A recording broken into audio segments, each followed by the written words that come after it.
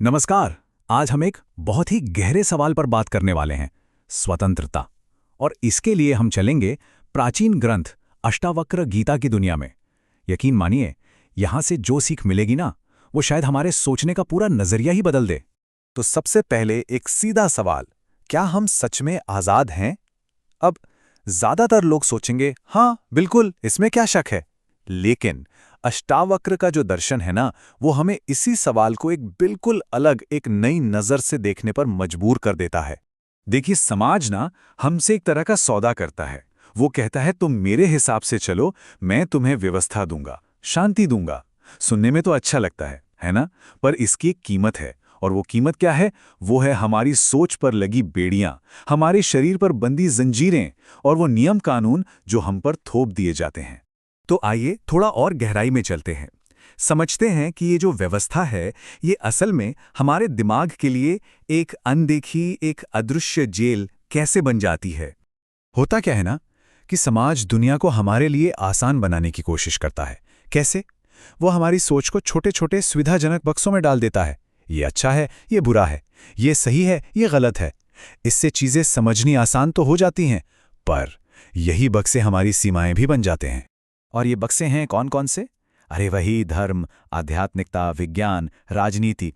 ये सब वो बड़े बड़े ढांचे हैं जिनमें हमारी सोच को फिट कर दिया जाता है। और नतीजा, हम अक्सर इन दायरों के बाहर सोच ही नहीं पाते। ऐसा लगता है जैसे यही पूरी दुनिया है। इसी को कहते हैं सामाजिक कंडीशनिंग। और ये कोई प्राकृतिक चीज नहीं है। ये तो हम जैसे लोगों ने ही मिलकर एक रूल बुक जैसी बना दी है। और ये रूल बुक क्यों है? ताकि सब लोग एक जैसा सोचें, एक जैसा जिएं, और एक कथित व्यवस्था बनी रहे। और इस कंडीशनिंग का सबसे बड़ा असर क्या होता है? ये हमारे अंदर मेरा और तेरा की एक बहुत गहरी भावना पैदा कर देती है। जरा सोचिए, हम हर चीज से पहले मेरा लगा देते हैं। मेरी कमीज, मेरा घर, मेरी कार, अरे मेरा फोन, मेरा धर्म, मेरा देश। ये लिस्ट तो कभी खत्म ही नहीं होती। अब जरा इस फर्क को देखिए।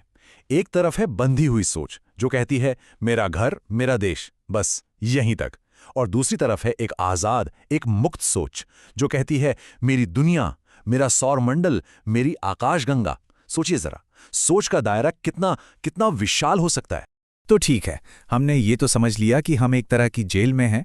पर अब हम कहानी के उस मोड़ पर हैं जहां अष्टावक्र का दर्शन एक जबरदस्त रहस्य खोलता है। एक ऐसा राज जो सच कहूं तो हमेशा से हमारी आंखों के सामने ही था। तो जाहिर है अब दिमाग में यही सवाल आएगा कि अगर हम इस जेल में बंद हैं तो भाई इससे बाहर कैसे निकले? इसकी चाबी कहाँ है? क्या है इसका समाधान? और यहीं पर अष्टावक्र एक कमाल की बात कहते हैं। वो कहते हैं समाधान कुछ करने में नहीं है, नहीं, समाधान तो बस कुछ समझने में है। अपने देखने के तरीके को, अपने नजरिए को बस पूरी तरह से बदल देने में है। और वो समझ क्या है? वो रहस्य क्या है? वो ये है कि तुम पहले से ही मुक्त थे, बस तुम्हें इसका एहसास नहीं था कि तुम मुक्त हो। सोचिए, कितनी गहरी बात है।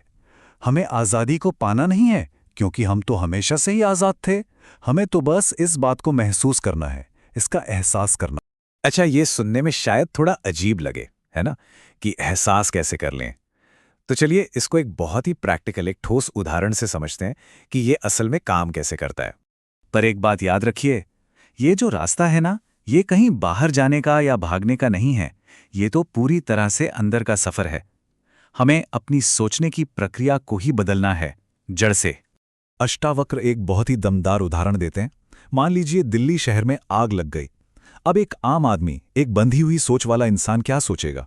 अरे मेरा घर जल जाएगा, मेरी कार, मेरा सामान सब खत्म हो जाएगा। ये क्या है? ये है लगाव, पहला स्टेप। अब दूसरा स्टेप, वो एहसास। जब इंसान सोचे एक मिनट, ये घर, ये कार, ये सामान, ये सब चीजें हैं, पर ये चीजें मैं तो नहीं हूं, ये हुआ अलगाव।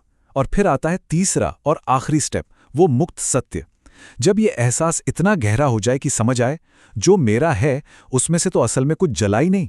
क्यों? क्योंकि जिसे हम मेरा मेरा कह रहे थे वो तो असल में कभी हमारा था ही नहीं। तो इस पूरी चर्चा से हम कहां पहुंचे? इसका सार क्या है? हमारी जिंदगी के लिए इसके क्या मायने हैं? मतलब ये कि सच्ची आजादी कोई मेडल या ट्रॉफी नहीं है जिसे हमें जीत कर लाना है। नहीं, ये तो हमारी असली, हमारी मूल अवस्था है, हमारी ओरिजिनल स्टेट। हमें बस उसे फिर से पाना नहीं, बल्कि स्वीकार करना है, उसे एक्सेप्ट करना है।